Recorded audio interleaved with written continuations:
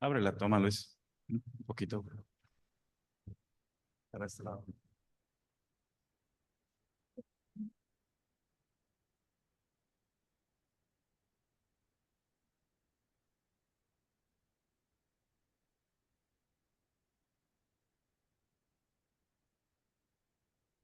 Muy buenas tardes, tengan las personas que nos acompañan en la conferencia Auditorías desde el escritorio, revisiones de gabinete.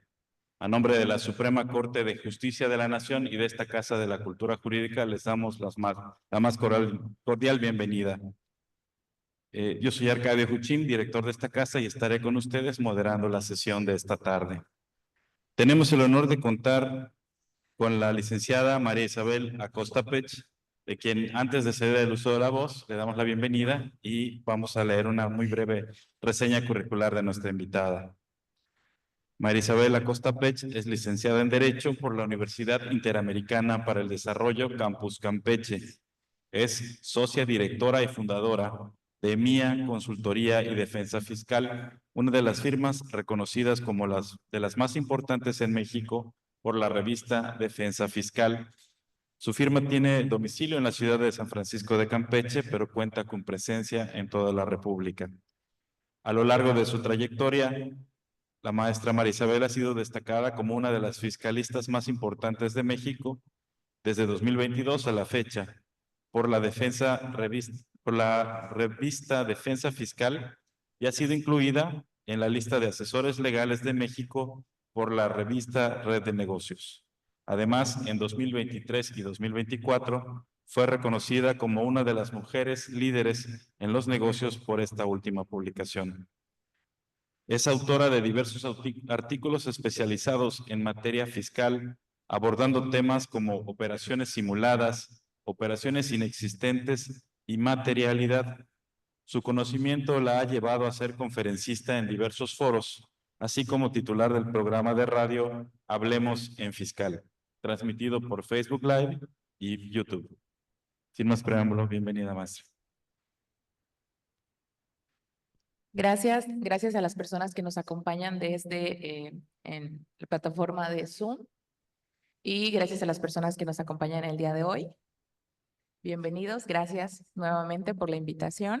Es un gusto, es un placer siempre participar en esta plataforma y bueno, compartir un poquito de lo que hemos aprendido. Las personas que estuvieron en la sesión anterior hablábamos acerca de las revisiones fiscales, pero estas eran visitas domiciliarias. Ahora hablaremos de las revisiones de gabinete. En la generalidad, las autoridades fiscales tienen diversas facultades para verificar el cumplimiento de nuestras obligaciones. ¿Cómo estas sean desplegadas? Bueno, ya eso es a titularidad y a total decisión de las autoridades, considerando lo que más les convenga. Sin embargo, dentro de las más conocidas son justamente la visita domiciliaria y la revisión de gabinete. No digo que sean las únicas, repito, son las más utilizadas. También están las revisiones electrónicas, los dictámenes. Tenemos una serie de facultades. Pero ¿por qué estas? Es importante que las estudiemos porque no solamente son las más utilizadas, sino también las que todos podemos ser susceptibles en cualquier momento de ser sujetos de una visita, sujetos de una revisión, y ya sea de gabinete o electrónica. Y uno tiene que tener, pues a lo mejor no es como que me voy a defender desde el momento en que llegue la autoridad, pero sí tener los conocimientos básicos de cómo, si en el caso de que, si somos contadores, y a nuestra empresa llegan y nos quieren revisar, bueno, pues vamos a conocer por lo menos los parámetros, los estándares que las autoridades tienen que seguir para efecto de hacer el despliegue de sus facultades. Y en el caso de que si somos abogados y de repente nos llama una persona y nos dice, ¿sabe qué, abogado? Pues nos cayó el SAT y como decían por ahí, hermano, me cayó la ley.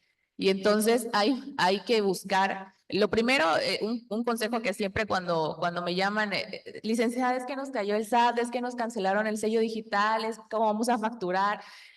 Para el contribuyente es un mar de posibilidades y todas son totalmente oscuras. todas las posibilidades que vislumbran son: ya no vamos a poder facturar, ya no vamos a poder tener operaciones, ¿qué vamos a hacer? Dicen que cuando el SAT te cae te embargan, dicen que cuando el SAT llega y te revisa, normalmente te cobra créditos millonarios y pues alejado de la realidad no está, pero tampoco es como que sí vaya a pasar, ¿no? Entonces por eso siempre les digo, tranquilos, primero que nada vamos a ver qué está pasando, de dónde proviene este acto, cuáles son las causas por las que la autoridad llegó. Y bueno, vamos a ir sobre la marcha, pues verificando, punto número 1, si la autoridad está dentro de sus facultades para hacerlo, y 2, si está en tiempo para realizarlo, ¿no? Son como maneras de decirle al contribuyente, sí, ya te cayó el SAT, pero vamos a calmarnos, vámonos por partes, ¿no? Entonces, para recapitular, si las personas que estuvieron en la sesión anterior y las que también estuvieron en línea en la sesión anterior, vamos a hablar básicamente de las diferencias que tiene la visita domiciliaria con la revisión de gabinete, porque en sustancia básicamente buscan tienen el mismo propósito. ¿Qué es lo que las hace diferentes? El procedimiento, la práctica que la autoridad al momento de ejecutar sus facultades, cómo esta la podemos diferenciar. Decíamos que la visita domiciliaria, como su nombre lo dice, es cuando la autoridad toca la puerta de nuestro domicilio fiscal y nosotros como contribuyentes estamos obligados a permitirles el acceso.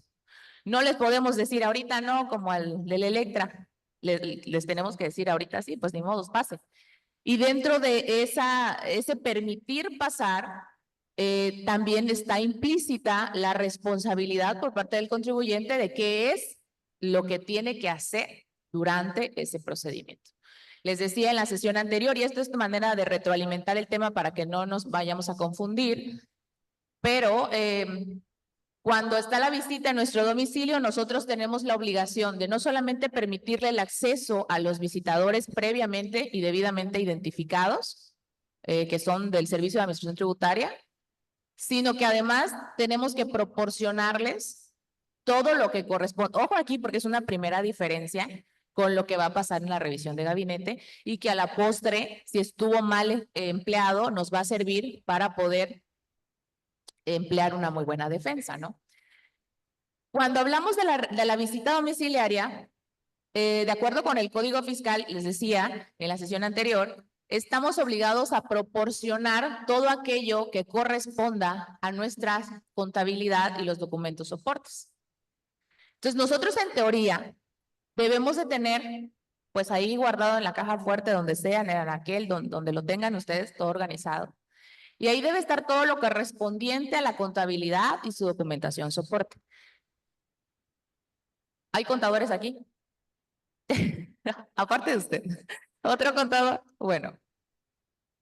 Entonces, como de conocimiento general, vamos a decirlo, la contabilidad no solamente es la técnica que el experto emplea para el control de la entidad, sino también algunos elementos que están constituidos en la ley que dice que forman parte de la contabilidad. Algunos elementos que son, como por ejemplo, aparte de los registros diarios, pólizas de ingresos y de egresos, también hay documentación soporte que estas son los FDIs, los comprobantes de pagos, las cotizaciones. He llegado a ver personas que tienen hasta guardado ahí el correo electrónico donde le preguntan al proveedor, una disculpita, usted maneja tal servicio, y le dan screen, ahí le dan captura de pantalla, lo guardan como una especie de cotización. ¿A qué grado hemos llegado? Pero bueno, si forma parte de los elementos que le dan soporte a tu operación, adelante. No estoy peleada con eso, de una vez se los advierto. Entonces, nosotros entregamos estos libros, estos registros, estas pólizas, estos FDIs, estos comprobantes, estas cotizaciones, fotografías, lo que tengamos del ejercicio correspondiente revisado, y se lo proporcionamos a los visitadores. Los visitadores, una vez ya que han ingresado al domicilio fiscal que van a revisar y que el contribuyente ya conoce, este es como pregunta de examen, ¿Qué conoce? Cuando el visitador ya está en el domicilio, el contribuyente a esas alturas ya conoce el objeto de la orden, ya sabe cuál es el ejercicio que se va a revisar, ya sabe qué impuestos o cuál es el objeto, el propósito de la orden de visita. Entonces, sobre esa base, se establece que el contribuyente ya sabe cuál es la documentación que debe proporcionar, ¿no? ¿Estamos hasta aquí? Entonces, hablamos de que si el visitador dice, el objeto de la orden es visitar, sí, el domicilio fulano, ya estamos en el domicilio, estamos constituidos en el domicilio, la empresa fulana es la empresa, aquí hay una persona que señala que es el asistente, el contador, el encargado de cuentas, el puesto, el que sea, pero ya identificó que se trata del contribuyente buscado. El siguiente paso es que se levanta, les decía, un acta parcial de inicio. En esa acta parcial de inicio, les decía también en la sesión anterior, es muy importante porque en ella se señala no solamente todo lo que hizo el visitador para llegar ahí, con quién se identificó, a qué documento fue el que mostró la persona con la que se identificó, que entregó la orden, que este sujeto la recibió y además se identifica, ¿no? Que yo, visitador fulano, y me proporciona, solicito tal documentación y me proporciona tal documentación. Esto, para efecto de defensa, también se los comento, es muy importante el acta parcial de inicio. A lo mejor, les voy a hacer aquí un paréntesis. El acta parcial de inicio, cuando lo vayamos, si en algún momento llegamos a la parte de la defensa, no es como que voy a impugnar el acta parcial de inicio, no. El acta parcial de inicio nos va a dar elementos para poder sostener en la defensa si es que algo estuvo mal desde el principio. Para eso es la lectura o la importancia que les aconsejo del acta parcial de inicio. Por supuesto, hay otras ilegalidades que se pueden ir observando durante el procedimiento de la visita que van a dar pie a una nulidad lisa y ya ha llegado el momento de una defensa, pero estas son parte de lo que se puede agregar como parte de la defensa. Ahora, entrando ya en el tema de que ya estamos en la revisión de gabinete, otra diferencia es que en la revisión de gabinete no hay actas parciales. Van a decir, entonces, ¿qué se hace en el principio? Porque en el en la visita domiciliaria, lo primero que se hace, de acuerdo con lo que estudiamos en la sesión anterior, es la notificación, bueno, citatorio, en el caso de que se llegue al domicilio y no se encuentre el contribuyente. Llega al día siguiente el visitador, entrega la orden y a partir de ahí se inicia la visita con el acta parcial de inicio. En la revisión de gabinete hay una notificación de la orden, pero esta orden no solamente debe contener los elementos que tiene la orden de visita o los que vimos en la orden de visita. ¿Cuáles son? Por eso les decía, pregunta de examen. El objeto, propósito que se persigue, el ejercicio que se revisa y los impuestos que son correspondientes a la revisión, así como la identificación del domicilio donde se va a realizar la visita. Estamos hablando de la orden de visita. ¿Por qué? Porque recordemos que la orden es aquel documento emitido por una autoridad competente que puede romper o irrumpir con la inviolabilidad del domicilio. Y recordemos que, ¿qué es lo que nos dice el 16 constitucional respecto a cuáles son las razones por las que una autoridad puede entrar a nuestro domicilio? Tiene que ser a través de un documento firmado y emitido por una autoridad competente. Pero no solamente nuestro domicilio. ¿Qué dice el 16? También nuestras posesiones, documentos. Entonces, aplica exactamente igual y de la misma manera una revisión de gabinete, porque a lo mejor no van a entrar a nuestro domicilio y es que ahí empieza la diferencia.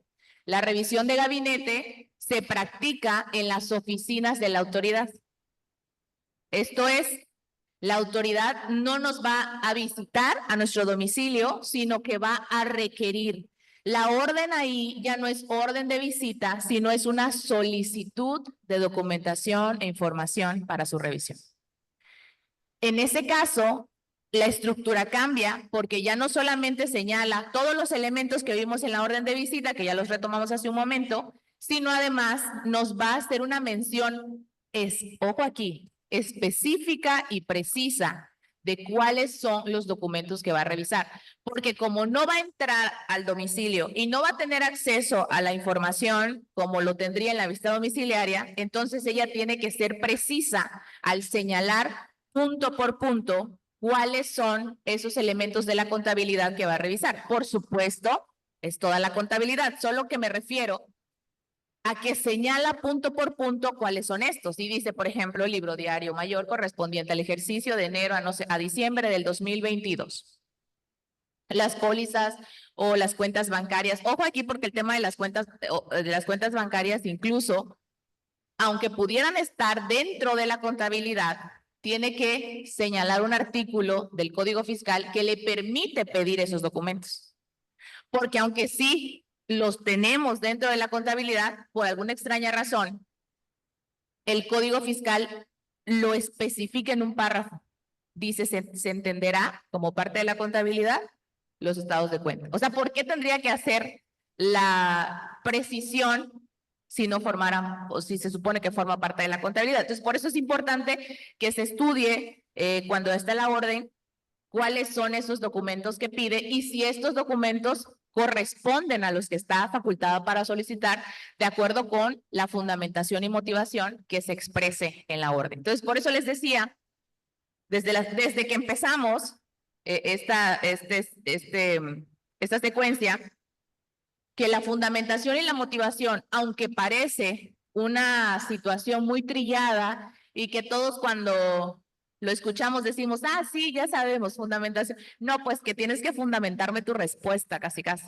No, fundamentación y motivación. Esa fundamentación y motivación no solamente se debe quedar en esas dos palabras porque estas engloban principios mucho más importantes o se puede, trasciende al sentido de cualquier acto de autoridad si uno de estos elementos no está identificado en la orden. Entonces, la fundamentación y la motivación son elementos que permiten al contribuyente poder establecer si el acto de autoridad pues es legal, ¿no? Cumple con el principio de legalidad.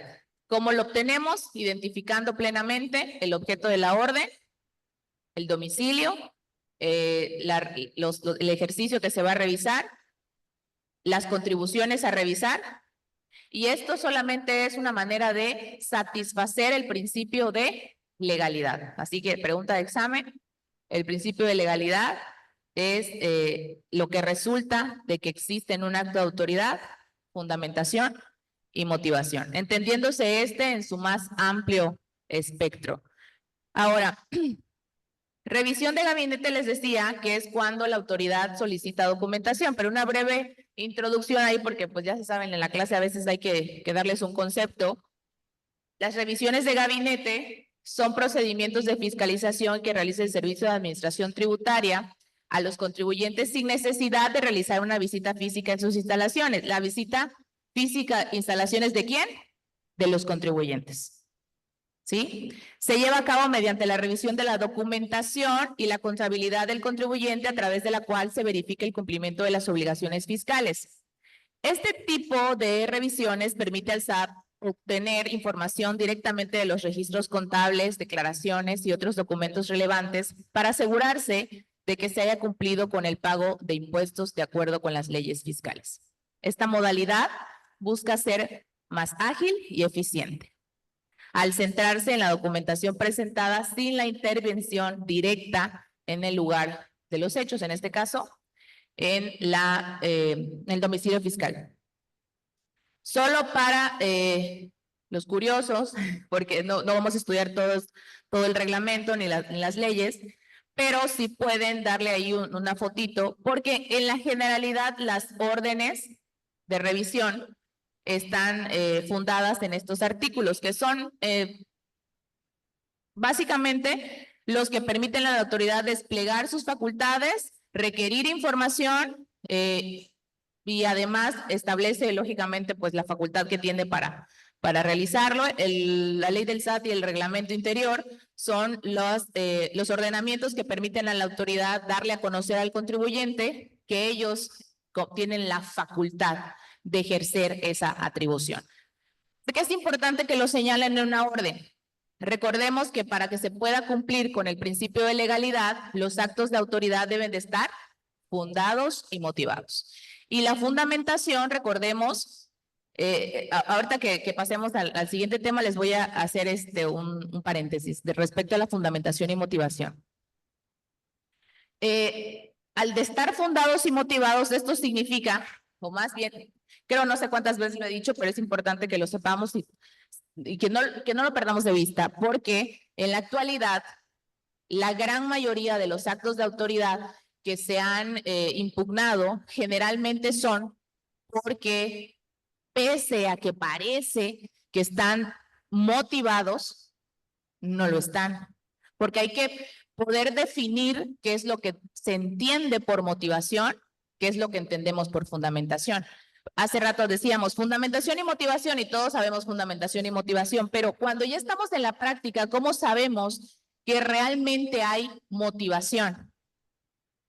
Porque fundamentación, si en la orden aparecen estos artículos, podemos estimar que pues fundado está, porque ahí aparecen los artículos. Y si los desglosamos, vamos a encontrar que efectivamente la autoridad tiene las facultades que dice que tiene.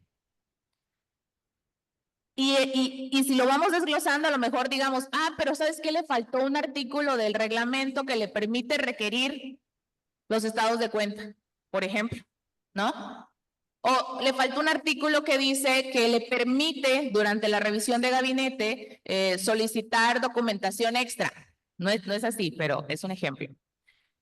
Lo que quiero es que entendamos que el hecho de que aparezcan artículos ahí no significa o no necesariamente puede ser que le falte fundamentación. Puede ser.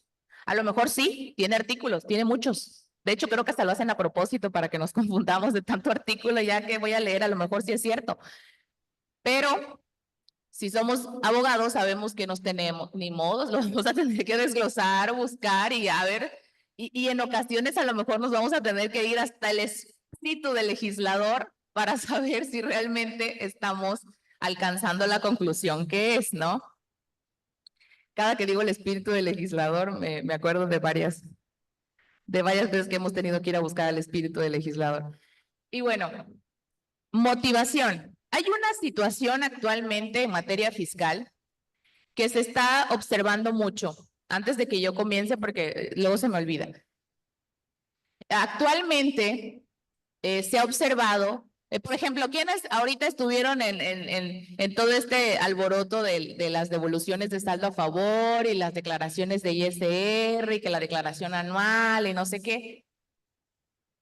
Y entonces, bueno, no sé si han tenido ahí ratos de ocio, pero ahí aparece los screens, los pantallazos de la gente que dice, pues no sé, pero a mí me pareció rechazada. Yo hasta le di que todo lo que la autoridad ya prácticamente me precargó, yo le dije que sí y aún así me rechazó. O sea, ella misma lo hizo y ella misma me lo rechazó, ¿no?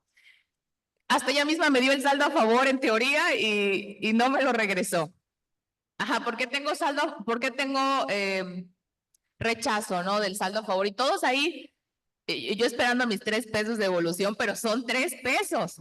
Que muy bien el SAT se quedó de cuánta gente, ¿no? De unas 3,000 personas. Bueno, una de las cosas que ha estado pasando es que la autoridad ya, bueno, de por sí no era así, no estoy diciendo que fuera así antes, pero ahora es peor. La autoridad no solamente revisa nuestras obligaciones, sino además revisa malamente, porque no es correcto. Revisa el cumplimiento de las obligaciones de las personas con las que celebramos operaciones. Ajá, esto es, yo celebré operaciones con fulano y eso, a lo mejor esa deducción que yo hice me permite a mí tener el saldo a favor. Pero ¿qué pasa si la persona que me emitió o que me emitió el comprobante fiscal del que yo obtuve o que pude obtener ese saldo a favor, resulta que está dentro de los incumplidos? Pregunta, ¿eso a mí me correspondía averiguarlo? Por supuesto que no, porque la que tiene toda el poder del Estado para verificar el cumplimiento de obligaciones, pues es la autoridad. ¿Yo quién soy? Un simple mortal para andar averiguando si fulanito cumplió con sus obligaciones. Lo más que puedo hacer es pedirle su 32D, que es la opinión positiva. Pero más yo no puedo estarle diciendo, oye amigo, y también presentaste tu DIOT y también... No. Sin embargo, por el cumplimiento o incumplimiento de los proveedores, se estima que nosotros que celebramos operaciones con ellos, pues no nos merecemos nuestro saldo a favor. Así que si conocen a alguien que no le hayan devuelto su saldo a favor, pues que les diga a la autoridad por qué. Porque va a aparecer ahí el cuadrito que dice rechazada. Pero aquí es donde viene la pregunta como abogado. Tú me puedes decir misa, pero yo quiero saber por qué es. Porque tu autoridad, si me estás negando a mí algo que a lo que yo tenía derecho, entonces manifiéstame por eso, manifiéstate por escrito y dime, manifiéstate, SAT, ¿por qué me estás negando mi devolución? Y lo quiero por escrito. Y es ahí donde la autoridad te tiene que contestar y ahí es donde se van a dar cuenta. No, pues es que fíjate, por ejemplo, no que tus gastos médicos, un ejemplo de los gastos, no que porque el doctor es un incumplido, que no pagó impuestos, no sé qué tanto haya hecho el doctor. Pues sí, pero el doctor fue el que hizo, yo le pagué y me dio una factura. Incluso hay una tesis de jurisprudencia, no la traje porque de repente las ideas nacen de mí, no me acordaba que les iba a contar esto, si no les hubiera traído la tesis de jurisprudencia, pero si tienen chance la pueden buscar, que más o menos, parafraseando, dice que no se le puede atribuir al contribuyente que quiere dar efectos fiscales a un CFDI los incumplimientos del que lo emitió, ¿sí? Entonces ahí si tienen chance, lo buscan, la verdad es bastante ilustrativa y nos ayuda a comprender que bueno, aunque la autoridad quiera hacernos responsables de algo que es totalmente ajeno a nosotros, pues eso no puede ser una pretensión que justifique algo que nos vaya a rechazar a nosotros, ¿no? Ahora sí vamos a entrar en materia porque luego esta anécdota que les estoy contando la vamos a ampliar. La notificación de la solicitud de datos, documentos o informes, que decíamos que es la equivalente a la orden de visita, en este caso para la revisión de gabinete, debe cumplir inicialmente con lo previsto en el artículo 134 del Código Fiscal de la Federación. El 134 del Código Fiscal de la Federación señala la notificación de los documentos electrónicos. Esto es a través del buzón tributario. Y aquí también les voy a hacer un comercial. No dejen de no activar su buzón tributario, por favor, si tienen la obligación, si están registrados, por favor, abran su buzón. O sea, me refiero a que lo habiliten, porque esto me permite también hacerles el siguiente comercial. Creo que la sesión anterior lo dije. ¿Cuál es el procedimiento que se sigue para la notificación en el buzón? Los que tienen buzón, no creo que nos vayamos a dar una cátedra de cómo es, porque ya sabemos cómo funciona. El SAT nos manda nosotros damos de alta un número de teléfono, un correo, y el SAT nos avisa ahí. ¿Tienes una notificación o tienes un mensaje? Si tienes un mensaje, si tienes una notificación pendiente, es ahí donde ya podemos cantar la de hermano, te cayó la ley. Porque es una notificación, significa que es un acto de autoridad que tiene implícito alguna cosa que va a decirte, ¿no? Y que seguramente no es un mensaje de, oye, cumple con tus obligaciones, oye, no se te vaya a olvidar declarar tu obligación. No. Eso ya es un acto. A lo mejor te está diciendo ahí, oye, fíjate que observé que tienes ahí unas discrepancias, te invito a que te corrijas, y por ahí se va metiendo, es como el agua cuando entra en una grieta. El 134 dice que nos envían el aviso y nosotros tenemos ¿cuántos días para entrar? Tenemos Para entrar con nuestra firma electrónica tenemos 3 días después del aviso, pero el cuarto día, si entraste o no entraste, se da por notificado.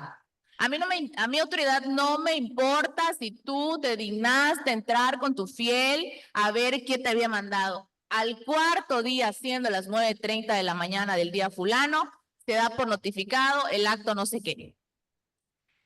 Y ha pasado que hay contribuyentes que les cae una notificación, pero parece que les están avisando, ábrelo inmediatamente porque si no se va a caer el mundo y si no lo abres se cae el mundo. Y van y me abren la notificación un viernes. Y yo ya empezó a correr no, un jueves. Y yo, ya empezó a correr. Me hubieran dado me hubieran dado chance, no sé. Entonces yo siempre les digo, no va a pasar nada. Dejen que pase hasta el cuarto día, a menos que nos urja. Por ejemplo, cuando hay un embargo de cuentas y si estamos esperando que nos notifiquen ahí, sí, no importa qué hora me lo notifiquen, tú mándamelo.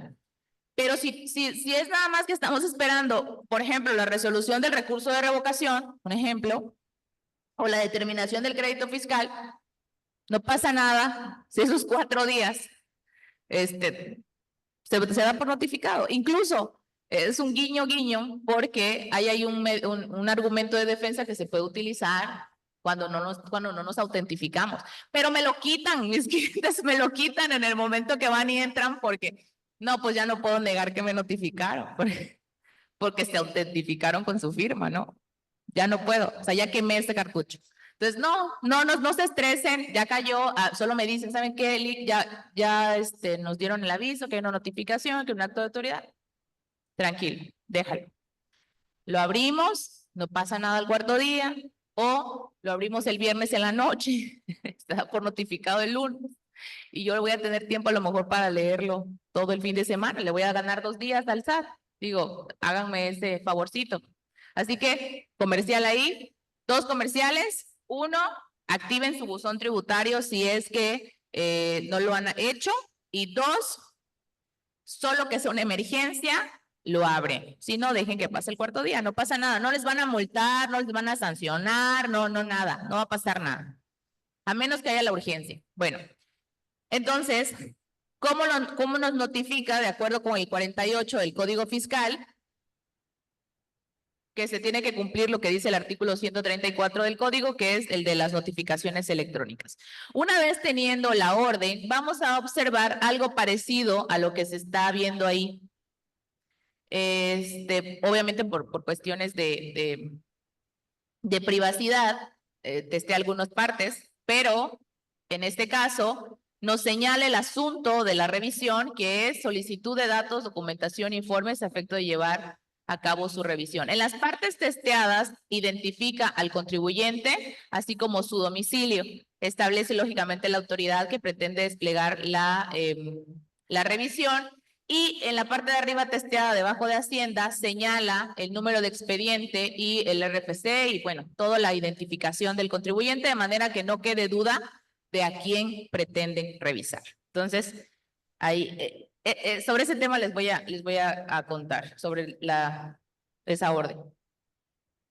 Y bueno, ya que estamos, que ya recibimos la orden de visita, la orden de revisión, que ya estamos que ya fuimos notificados, les decía que la autoridad nos requiere específicamente documentación, y esta documentación en la orden no solamente señala cuál es la documentación que se va a proporcionar, sino que además nos señala el tiempo y el lugar donde se va a llevar esa documentación. Y señala también quién la tiene que presentar. Y bueno, si en el caso de una persona física, pues se entiende que la persona física es la que va a llevar esa información a las oficinas de la autoridad. En este caso, la que veíamos en el ejemplo, pues es la administración de aquí de Campeche, pues se entiende que con ellos, ¿no? Y lo va a llevar la persona física. Ahora, tratándose de una persona moral, claramente es el representante legal de la empresa, tiene que llevar esta documentación para poder proceder a la revisión. ¿Qué va a llevar? Va a llevar informes, libros o documentos requeridos. Por eso les decía, la orden la solicitud es muy específica. Dice qué documentación es la que tiene que llevar y esa es la que en teoría el contribuyente tiene que presentar. El plazo para presentar información y documentación, en este caso es todo el tiempo que dura el procedimiento, la visita son 12 meses, igual que la visita domiciliaria, no puede excederse de ese tiempo antes del levantamiento en el caso de visita domiciliaria era antes del levantamiento del acta final y tratándose de revisiones de gabinete, ahí hay otra distinción, no hay acta final, no hay cierre de acta final, no hay última acta parcial, sino ahí es oficio de observaciones. El oficio de observaciones es un equivalente a lo que se conoce en la visita domiciliaria como la última acta parcial, el acta final, donde se señalan todos los hechos o omisiones que se han observado de la revisión de la información.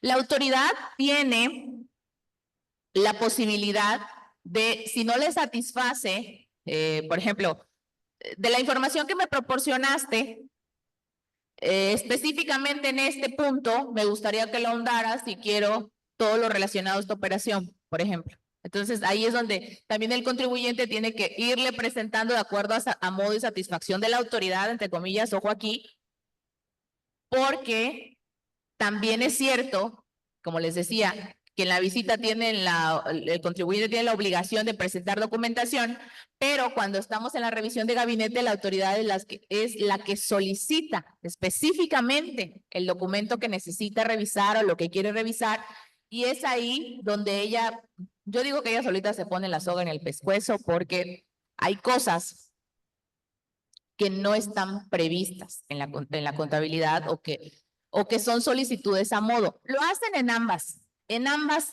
revisiones. Solicitan información a modo, piden tablas de Excel, creo que en la sesión anterior lo hablábamos, piden concentrados específicos, incluso hasta te dicen, quiero una lista de Excel donde me selecciones CFDI, proveedor, cantidad, fecha, estado de cuenta donde lo sacaste, bueno, todo el desglose de la contabilidad, una cuestión así. Ajá, entonces eso es una solicitud a modo de facilitarle el trabajo al que lo va a revisar. Pero bueno, aquí no estamos para facilitarle a la autoridad, al contrario, se supone que ella nos va a revisar para ayudarnos en el caso de que nosotros, bueno, pues como que no andemos comprendiendo bien. Pero el hecho de imponernos la carga y de satisfacer esa solicitud a modo, ya se sale de lo que la ley establece, ¿sí? Pues igual vamos a mostrarles ahí una tesis de jurisprudencias de las salas del Tribunal Fiscal, que a lo mejor nos pudiera ayudar para entender un poco más sobre este tema, ¿no? En caso de que la autoridad, a diferencia de la visita domiciliaria, que bueno, nos citan en la oficina para que nosotros tengamos conocimiento de los hechos que se observaron durante la visita. En este caso les decía que es la emisión del oficio de observaciones.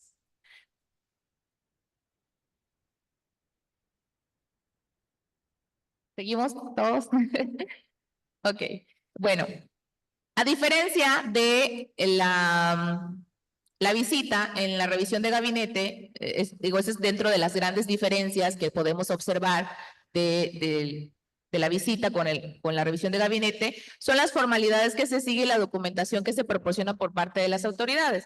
En la visita domiciliaria hay una serie de cosas, como por ejemplo las actas parciales, que son actas de que se movió el visitador, ya no va a venir fulanito, me entregó documentación, no me la entregó, bueno, así. Y cuando vamos a revisar esas auditorías que provienen de una visita domiciliaria, no les miento cuando les digo que son cajas y cajas de documentos y todos corresponden a la circunstanciación de las actas. Esto no está mal, lo que está mal es que son muchos arbolitos los que se pierden por hacer tanta hoja.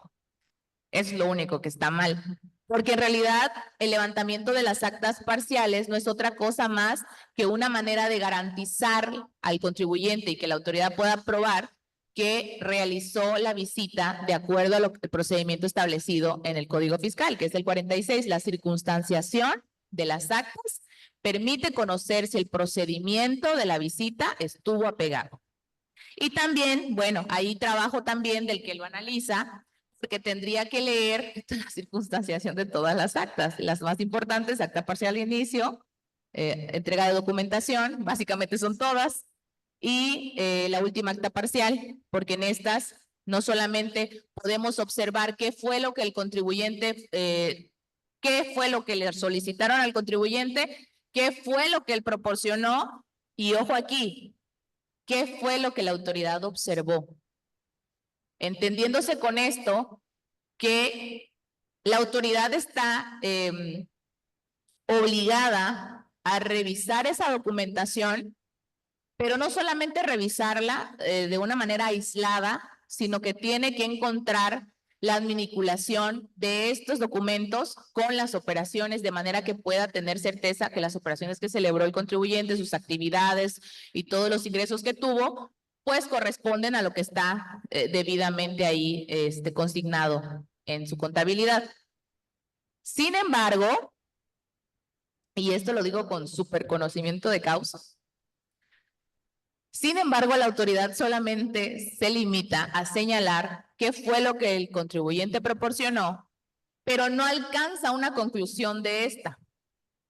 No dice, por ejemplo, y lo digo porque esto es lo que se utiliza en el argumento, no dice, por ejemplo, que si nosotros observamos, por ejemplo, el libro de registros, donde tienen los registros, y observamos una operación de una compra de un servicio, este servicio, su documentación soporte, seguramente tiene una póliza de egreso, porque tuvieron que haberlo pagado. Pero no solo eso, también seguramente hay un estado de cuenta que respalda la transferencia saliendo el dinero de la cuenta del contribuyente a el proveedor.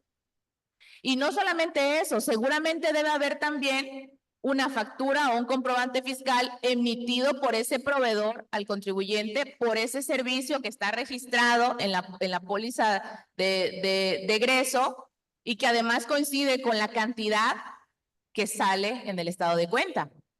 Y que además, por si fuera poco, también muy probablemente haya una cotización, si es que es un servicio de como por ejemplo de una vez. Pero si es un servicio que se va a estar dando constantemente, entonces seguramente hay un contrato. Y ese contrato, junto con todos los documentos que les acabo de mencionar, lógicamente y naturalmente para las personas que bueno, de manera técnica estudian la contabilidad y todos los que podemos verlo de manera vinculada, podemos obtener la certeza de que esa operación pues sí se realizó y que sí existe y que sí ahí está, ¿no? A lo que llaman sustancia económica, que es el rastro, la secuela de la operación. Pero la autoridad solamente dice, me entregó el libro de diario, me entregó póliza de egreso, estados de cuenta, folder con CFDIs, notas. Y ya. Y luego dice, eso fue lo que me entregó el contribuyente, pero yo no entiendo de dónde salió, por ejemplo, el servicio fulano. Bueno, porque tenías que haberlo estudiado de manera concatenada, solo de esa manera puedes entender de qué se trata la operación, digo. Entonces, la autoridad estima que no hay manera de poder corroborar que esa operación o esa actividad o ese depósito, porque incluso pasa con una cosa tan sencilla, los traspasos entre cuentas. Las empresas grandes o a veces personas físicas, pero que tienen varias cuentas, pueden hacerse traspasos entre ellas, ¿no? A lo mejor porque esta cuenta la ocupo para pagar este proveedor, a lo mejor porque esta cuenta la ocupo solamente para este servicio, pero al final de todo tengo un registro que puede evidenciar que el dinero entró, sí, a una cuenta, salió de esta y entró a otra mía para pagar otra cosa. La sustancia económica nos permite entender la secuela de todo, dónde entró y de dónde salió el dinero. Claramente, si lo analizamos de manera concatenada. Pero la autoridad observa de manera aislada los estados de cuenta y dice, es que tuviste un ingreso por no sé cuánto y aquí yo no encuentro ninguna factura de ingreso, no emitiste nada. Yo, ¿sabes qué? 59 fracción 3, si no me equivoco, del Código Fiscal, depósitos no identificados en la contabilidad. Pero ¿cómo va a ser un ingreso, un depósito si yo mismo Yo mismo me lo di, yo mismo me lo autoricé, yo mismo me di checklist y dije, sí, yo me lo autorizo. No, pues es que no tienes cómo comprobar de dónde, pero sí tengo. La contabilidad lo señala. Pues es que no le encuentro de dónde lo sacaste. Y ahí te va tu primera presuntiva, 59 fracción 3, por no identificación de ingresos en los estados de cuenta, en las cuentas bancarias. Y así te puedo ir sacando varios ejemplos. Y todo es por lo que les decía en un principio. Vamos a hablar del tema de fundamentación y motivación, porque me fundamentas la presuntiva en el 59 fracción 3, porque la ley te permite que esa hipótesis normativa se actualice cuando hay una situación como esta, de que no encuentras la razón del famoso depósito, del famoso ingreso. Pero la motivación tiene que ser que después de haber analizado toda mi documentación, no la encontraste. Entonces, pregunta, si la mayoría somos abogados, si la autoridad no me establece, como en la negativa del saldo a favor, si no me establece cuál es la razón por la que tú me estás estableciendo en esta presuntiva, ¿se satisface la motivación? Y aquí es donde vamos a entrar en el tema que les decía, que a lo mejor parece muy trillado. Fue algo como que aprendí casi al principio de que estaba en este mundo, de algo tan sencillo cuando lo estudiaba. Fundamentación y motivación. Lo platicaba este tema con una excelente fiscalista, la licenciada Magali Juárez, y ella me decía, es que no es fundamentación o motivación. No es fundamentación nada más, es fundamentación y motivación. ¿Qué significa? Que uno tiene que ir a la par del otro. Entonces, si trasladamos esa premisa a las actuaciones de la autoridad, se entiende que cuando hablamos de fundamentación y motivación, ambos elementos se deben satisfacer en el acto de autoridad, entendiéndose como fundamentación al señalamiento preciso, porque recordemos que hay como una relación muy estrecha entre el derecho penal y el derecho fiscal, que es el que las leyes son estrictamente aplicables. La hipótesis tiene que ser estrictamente aplicable al caso que se esté dando. Entonces, la fundamentación no solamente se satisface cuando se señalan los artículos que permiten a la autoridad desplegar la facultad, sino que además los ordenamientos que señale en el acto de autoridad tiene que señalar también las directrices que se van a seguir en esta actuación. Y además, el contribuyente tiene que tener pleno conocimiento de cuál es la razón, dónde lo establece, que la norma dice que si yo hago esto, corresponde esta acción. Tratándose del ejemplo sencillo de los depósitos que no están registrados en la contabilidad, que el SAT no encuentra dónde está el origen del depósito del ingreso, entonces no estamos cumpliendo con el principio de legalidad, por eso nos falta motivación, ¿sí? Entonces, ahí, por eso les decía, el tema de la documentación, el oficio de observaciones, tiene que ser muy preciso de que esas observaciones sí sean realmente, que estén debidamente señaladas. Entonces, quiero hacer un break aquí, unos 5 minutitos, son las 5:56, 5 minutos, porfis, nada más tomo agüita y nos reactivamos. Igual para las personas que están en línea, no se nos vayan a desconectar, solo tomo agüita. Gracias.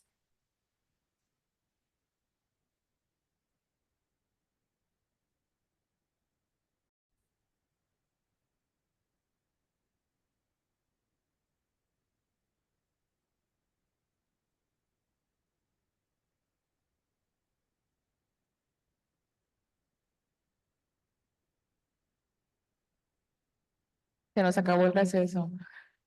No llegamos a los 5 minutos, pero es para que no se pierda la dinámica que traemos. Bueno, antes, ¿alguna pregunta, alguna duda, aportación, sugerencia, queja antes de que continúe? Tengo buzón de quejas y sugerencias. Y buzón tributario también. Así que igual, antes de continuar podemos abordar otros.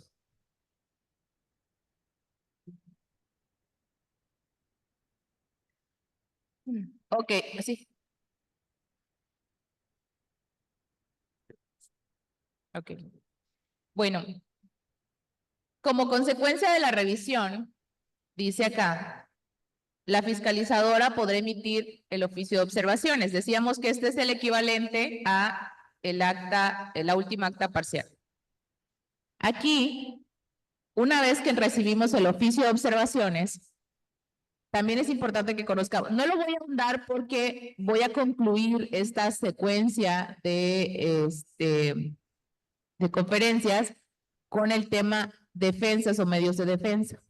Pues por eso no vamos a entrar ahorita en materia, pero les voy a decir que medio de defensa no es propiamente, pero vamos a manejarlo como parte de las posibilidades que tiene el contribuyente para poder conciliar con la autoridad, que son los acuerdos conclusivos. Entonces, una vez teniendo el oficio de observaciones, también puede el contribuyente adoptar un acuerdo conclusivo. Esto es mediar entre la autoridad y él si hay algunas cosas que puede corregir o cómo podrían solventarlo. Tienen esa posibilidad. Y esto es bien importante que lo mencione porque es un derecho que tiene el contribuyente para que no pueda, para que no llegue más bien a lo mejor hasta un procedimiento de determinación de crédito fiscal. Entonces, el acuerdo conclusivo nos permite como que conciliar con la autoridad. Oye, fíjate que sí, tienes razón, a lo mejor en estas cosillas sí, pues a lo mejor no fue mal, sí tienes razón, voy a corregirme. Algunas personas lo usan como una medida para retrasar procesos, pero válido. Estrategias legales permitidas, ¿no? Dentro de esas estrategias legales permitidas, la realidad y la naturaleza de este acuerdo conclusivo, pues, es salvaguardar pues, el interés del contribuyente, y si así lo decide, ¿no? Entonces, ahí se los encargo. En la siguiente charla hablaremos acerca del acuerdo conclusivo y los medios de defensa, así que vengan preparados, traigan sus galletitas, porque creo que vamos a tardar un poquito más. Ok, el oficio de observaciones como consecuencia de la revisión, en el caso de que sí haya, porque por supuesto puede ser que nos revisen y no encuentren nada que pueda propiciar una irregularidad. A lo mejor, pues simplemente estuvo de buenas la autoridad y no encontró nada y ya, ¿no? Entonces le va a informar, ¿sabes qué? De la revisión, pues no encontré nada y ya. Pero en el caso de que sí haya encontrado irregularidades, entonces va a emitir el oficio de observaciones. El oficio de observaciones va obviamente a depender de lo que haya observado la autoridad, de los informes, los datos, los documentos y la contabilidad que se le haya requerido al contribuyente. ¿Ya le puedo pasar a la siguiente página? ¿Sí? Ok.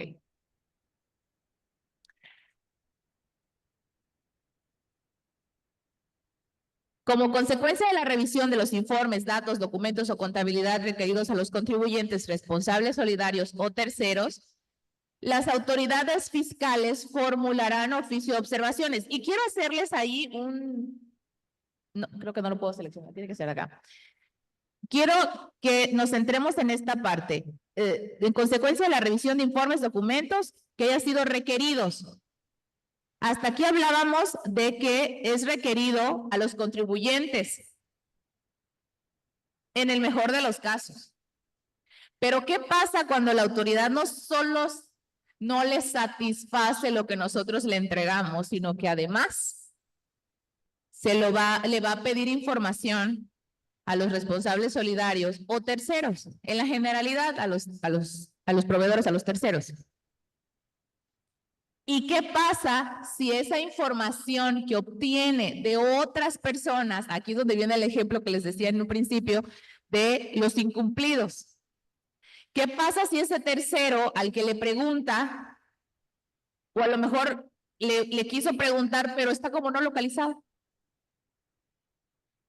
Imagínense Pues resulta que le quise preguntar a tu proveedor fulano a ver si era cierto que había celebrado esta operación contigo y no lo encontré. Está como no localizado. En el problema en que te metes tú sin deberla ni temerla, porque automáticamente para la autoridad esa operación ya se presume un acto simulado. Tú sin deberla ni temerla. Y solamente estamos hablando, y aquí lo peligroso es que no estamos hablando de información que haya obtenido de mí durante la revisión, sino que ni siquiera es información que haya obtenido del otro, sino es la situación de incumplido del proveedor o del tercero, lo que automáticamente me trae a mí como repercusión que las operaciones que haya yo celebrado con él o ella, automáticamente para la autoridad, son posibles actos simulados. Y uno, aunque le muestre hasta las perlas de la Virgen, se las entregue allá, pues es que como tu proveedor, aparte, ni presentó declaración múltiple. Ya lo revisamos bien en la base de datos y no presentó su declaración yo tampoco, no presentó declaración del mes de no sé dónde, y entonces ahí le va sacando una serie de cosas a un proveedor. Y resulta que dentro de tu información también encontró, y es aquí donde la cuestión se vuelve más compleja, que ahora pareciera, no significa que así sea, pero en defensa, bueno, así es. Pareciera que ahora tienes que no solo defenderte tú, sino también tienes que defender a tu proveedor para que tus actos sean estimados válidos. Entonces, pregunta como abogados, ¿eso es legal? Entonces, desafortunadamente, es una práctica común en la actualidad cuando se trata de revisiones, ya sean vistas domiciliarias o revisiones de gabinete o revisiones electrónicas o del tipo que sea. Si tu proveedor es un incumplido, hay una alta probabilidad de que eso automáticamente signifique que tus actos celebrados con ese proveedor son posibles actos simulados. Ahora, dice, información obtenida, y les decía, como consecuencia de la revisión de los informes, documentos o contabilidad requeridos a los contribuyentes responsables, solidarios o terceros. Como abogados tenemos que estudiar lo que dice la ley con ojo clínico, y dice, de la revisión de los informes, datos, documentos o contabilidad requerido. ¿Se entiende que la contabilidad a quién le corresponde? Al contribuyente revisado.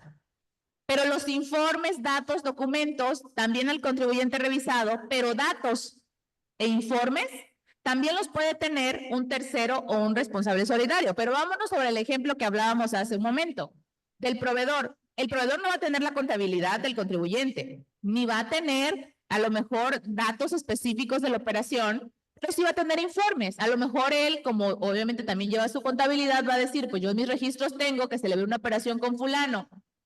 Entonces, ¿qué dice la ley?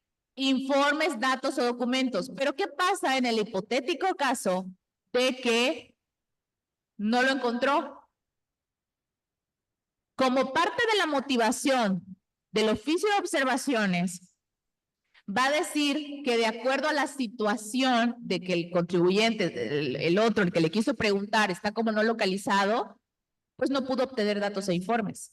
Pero también no puede tener certeza de que las operaciones se hayan realizado, pero está como desaparecido, como no saben dónde está, y automáticamente se entiende que esas operaciones, muy probablemente, son actos simulados. ¿Eso es válido?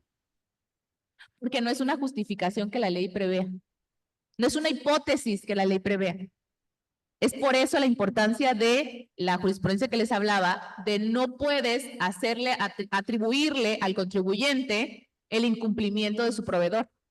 ¿Sí? Entonces, para que lo guardemos ahí y lo tengamos pendiente. Las autoridades fiscales formularán oficio de observaciones en el cual harán constar en forma circunstanciada los hechos o omisiones que se hubiesen conocido y entrañen incumplimiento de las disposiciones fiscales. Y entendiéndose con circunstanciada los hechos u omisiones, esto para satisfacer, ¿qué? La motivación. Porque la motivación del oficio de observaciones nos va a permitir conocer por qué fue que incurrí en esa irregularidad o por qué la autoridad me está observando, qué fue lo que no hice, qué fue el hecho o cuál fue la omisión. No, pues omitiste declarar, bueno, ni quien te lo quite porque claramente no aparece en la base de datos de la autoridad, no, pues no pagaste. Entonces eso pues es un hecho. La omisión. Dejaste de hacer, no presentaste, también tiene que haber una manera de poder probar que efectivamente fue así. Pero cuando la autoridad supone, y lo digo en el estricto sentido de la palabra, supone, porque no lo apoya en una presuntiva establecida en la ley, ni tampoco en un hecho conocido de la contabilidad, sino es una suposición totalmente subjetiva, entonces no es motivación. Un ejemplo de eso es cuando la autoridad, por ejemplo, dice, es que no te puedo estimar válidos, no puedo estimar la certeza de una operación o la prestación de un servicio porque el contrato de prestación de servicios no tiene fecha cierta. Bueno, no tiene fecha cierta, ¿por qué? Porque no lo pasamos ante la fe de un notario. Y bueno, recordemos que hay una jurisprudencia de la segunda sala que dice que cuando se trata de fecha cierta, la autoridad puede, sí, obligarnos básicamente a que los contratos estén pasados ante la fe de un notario público. Y entonces, bueno, ya los contribuyentes ya se pusieron abusados y cada que van a hacer una operación van y están certificados. Aquí es donde va la suposición de la autoridad. ¿Qué dice la ley? ¿Qué dice la jurisprudencia? La fecha cierta se puede tener por actualizada en el momento en que se observa que pasó ese documento ante la fe de un notario público. Eso es una hipótesis que ya está establecida en la ley o en la jurisprudencia y que tiene una naturaleza jurídica válida. Pero el hecho de que la autoridad diga, no puedo tener por cierta tus operaciones o la actividad o el servicio que me dices que realizaste, porque un contrato, aunque tenga fecha cierta, es un documento privado de fácil confección que no me da la certeza de que efectivamente la operación se haya realizado. Eso es una hipótesis debidamente establecida en la ley o es una suposición subjetiva de la autoridad. Es una suposición, correcto. Entonces, en el oficio de observaciones, así como en la última acta parcial, el acta final, no se puede basar en suposiciones de la autoridad. Tienen que ser hipótesis debidamente señaladas en la ley, como en el caso que les decía de la presuntiva del 59. Si no encontraste de dónde nació ese dinero, no sabías de dónde proviene, bueno, pues entonces la ley te permite hacer uso de esa presuntiva y decirme que sabes que pues ahora vas a pagar impuesto por ese depósito que yo no le encontré razón. Pero si me dices que mi contabilidad, mis contratos y básicamente toda la información que yo te entregué es de naturaleza privada y de fácil confección, eso no es una apreciación jurídica. Eso es una apreciación subjetiva de la autoridad que no puede satisfacer el principio de legalidad para efecto de motivación.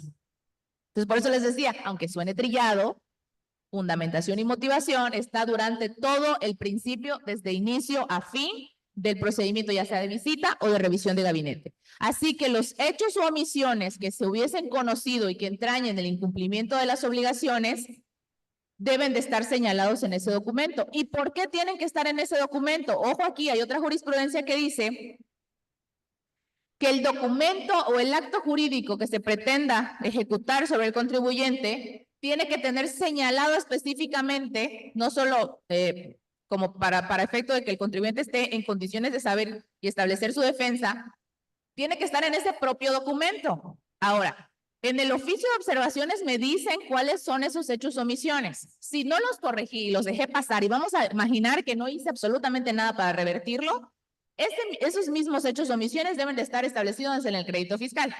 ¿Sí? ¿Estamos? Pero ¿qué pasa si en el crédito fiscal tengo razones, hechos, omisiones que yo nunca conocí en el oficio de observaciones?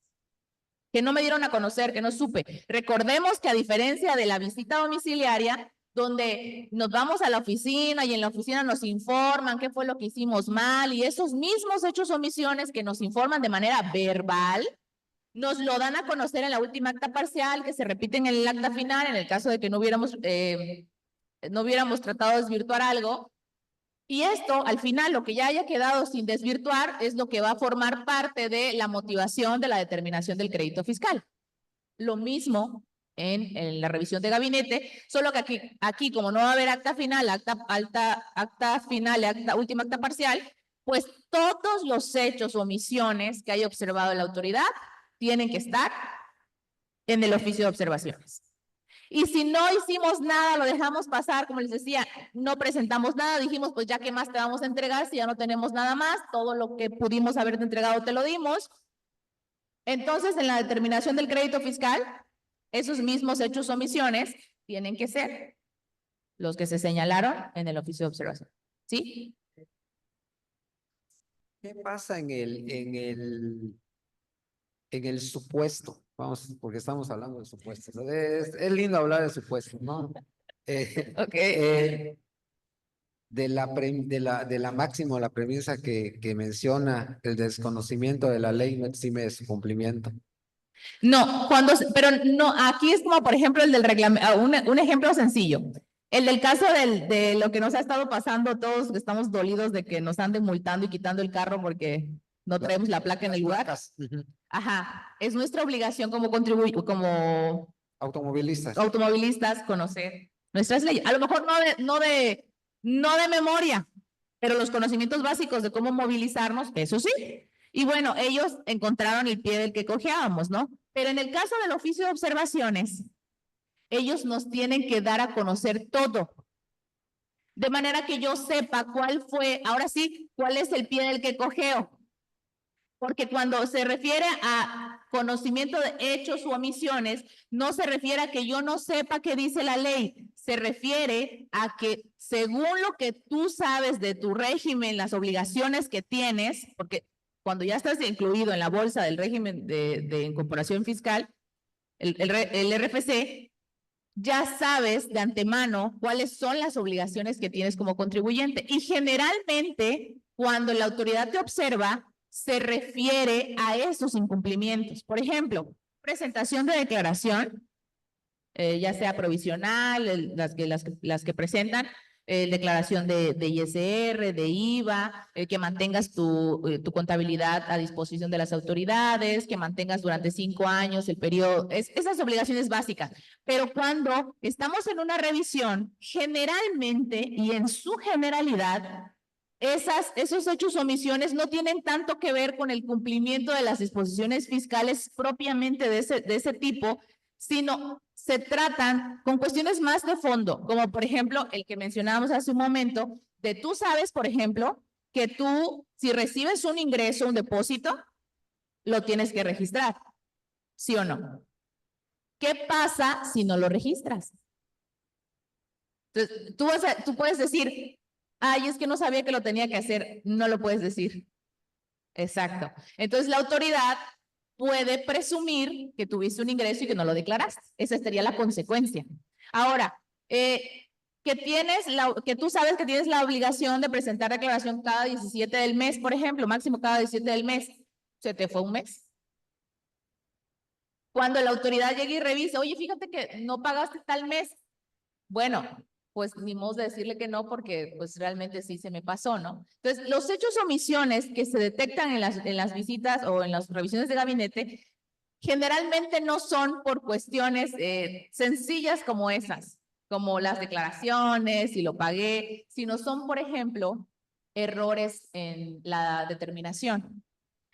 La determinación, por ejemplo, que cuando declaras, a veces eso sí puede pasar, y lo digo también con conocimiento de causa, porque me tocó platicar con una AC que tenía obligaciones, sabía sus obligaciones, pero las hacía el contador. Y no le estoy echando tierra a ningún contador, ninguno. pero habían algunas cosas que no tenía la obligación de hacer, pero ella no lo sabía. O sea, porque ella no conoce la materia y dice, pues es que yo no sabía que tenía que hacerlo y el contador lo hizo. Ajá, exactamente, el contador lo hizo. O más bien, el contador hizo que pagáramos cosas que no teníamos que pagar. Pero bueno, afortunadamente en ese caso pagó de más. Pero pide la devolución exactamente y no pasa nada. Pero ¿qué pasa si se deja de hacer algo que sí se tenía que hacer? Yo creo que ahí sí es una obligación del contribuyente conocer a qué está adepto cuando se inscribe en el Registro Federal de Contribuyentes, para que la autoridad no tenga elementos para poderle decir, por ejemplo, cuestiones básicas como las declaraciones, los avisos, exactamente. Fíjate que hay una cosa muy curiosa ahora que lo dice de avisos, porque esta misma entidad, la AC, ellos no revisaban su buzón. Es más, no tenían ni la contraseña. Yo sé que parece chistoso, lo sé. Y de hecho yo dije, ¿por qué no me dan la contraseña para que yo lo revise? O sea, si puedo revisar si hay alguna notificación o algo, no sé si se presentó algo. Pues déjeme, se la pedimos al contador. ¿Pero usted es el representante legal del ACE? Sí. ¿Pero por qué usted no tiene la contraseña? No estoy entendiendo, o sea, no lo entiendo. Y sí, pueden pasar cosas que los contribuyentes van a tener consecuencias por actuaciones de otras personas. Exacto. Y entonces, exactamente, uno tiene que ser consciente que cuando se trata de cumplimiento de obligaciones, uno no solamente debe conocer lo básico, de hecho, para eso son estos cursos, estas conferencias, para que el contribuyente conozca qué puede delegar y qué no puede delegar. Ajá, exactamente. Imagínate que le das tu contraseña a alguien y ese alguien, no voy a decir la palabra que no se debe decir. No, pero imagínate que esa persona se dedique a hacer facturas a tu nombre y él cobre y tú luego tengas ingresos. O sea, la autoridad llega y te diga, tienes ingresos de quién sabe qué porque tú ni los tienes. Porque facturaste no sé cuántos millones en un año y tú ni enterado porque ni sabes, ¿no? Y la autoridad llega y te dice, pues aquí aparece que tú emitiste CFDIs por tantas cantidades. Por eso ahí dice ahí, como último acto de amor le facturé 2 millones a mi ex. Facturé. Oye, imagínate que facture tu tope. Imagínate que facture tu tope y tú ni enterado. Entonces, a eso es lo que voy. Hay cosas que tú puedes delegar, pero hay otras cosas en las que sí tienes que conocer qué se hace con tu firma, cuáles son tus obligaciones. Y otra recomendación es, si no lo sé, está en mi obligación también de informarme y de buscar asesoría especializada para que yo pueda saber qué estoy haciendo mal. Entonces, ahí se los encargo. Se llama fiel. Mande. Por eso se llama fiel. Exacto, por eso se llama fiel, porque solo tiene que estar contigo.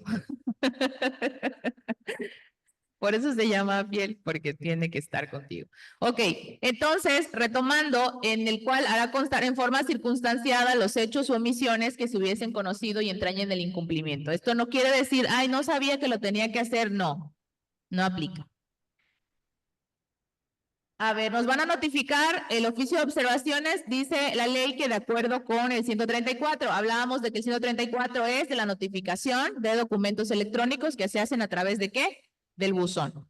Entonces, para que no se nos olvide que tenemos que habilitar nuestro buzón. Luego son bien molestos. Te invitamos a que actualices tus medios de contacto. Te invitamos a que habilites tu buzón tributario porque es el medio de contacto entre la autoridad y tú para estar mejor informados, una cuestión así. Y luego te lo mandan en la madrugada. ¿Qué manera qué manera de quitarle el sueño a uno que estés de ahí de repente dormido y un mensaje? Para empezar, te meten dos problemas. El primero, que pues, si tienes una persona durmiendo al lado de ti, pues ¿quién te manda mensajes a las 3 de la mañana, no? Y dos, todo ciscado, todo asustado, abres y te dice exacto. Digo, ¿qué más, no? Fue peor todavía, ¿no? Entonces, ganas de acabar con las relaciones y la estabilidad de la paz mental de los contribuyentes. Aquí está donde yo les decía que si no hay observaciones, es decir, que fuimos unos contribuyentes con muchísima suerte, dice que la autoridad fiscalizadora comunicará al contribuyente o responsable solidario mediante oficio la conclusión de la revisión. Una vez revisado, los datos e informes proporcionados, no se encontró irregularidades que se observen, lo que sea, y con esto se concluye la revisión. Podemos respirar tranquilos.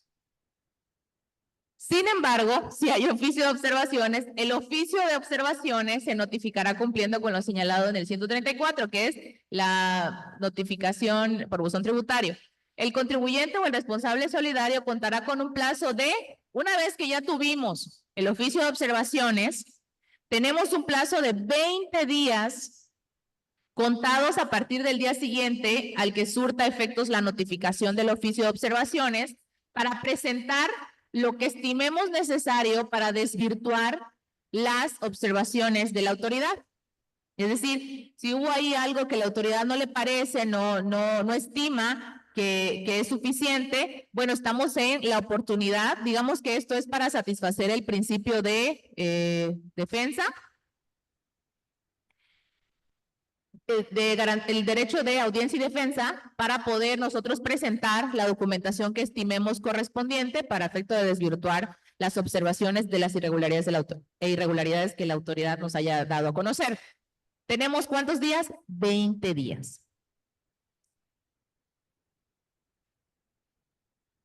Y vamos a presentar documentos, libros o registros que desvirtúen los hechos o omisiones asentados en el mismo. ¿Cuáles? En el oficio de observación.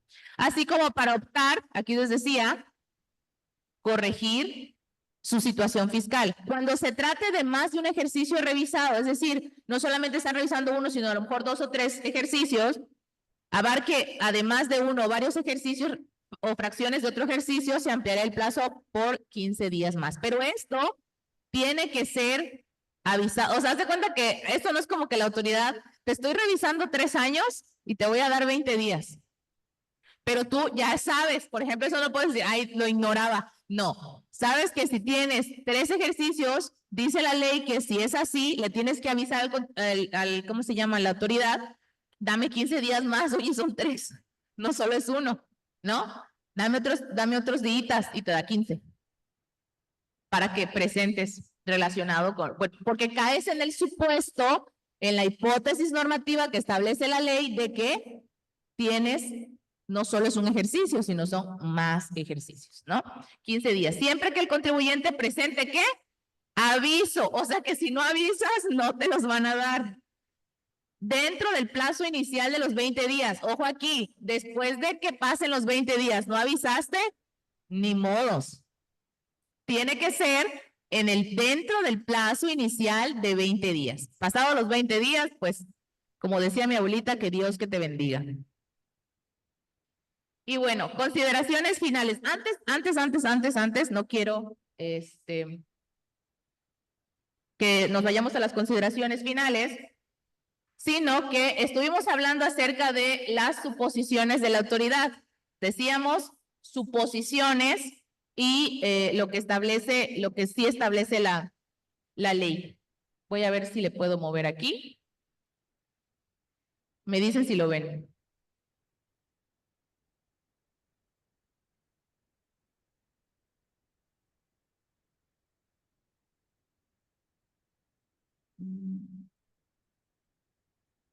Me parece que hay otro archivo. Este es uno, pero hay otro.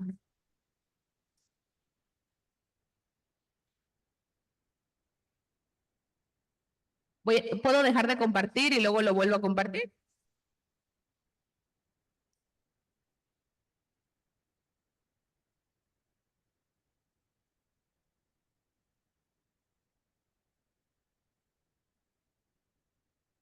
Es esa, exacto.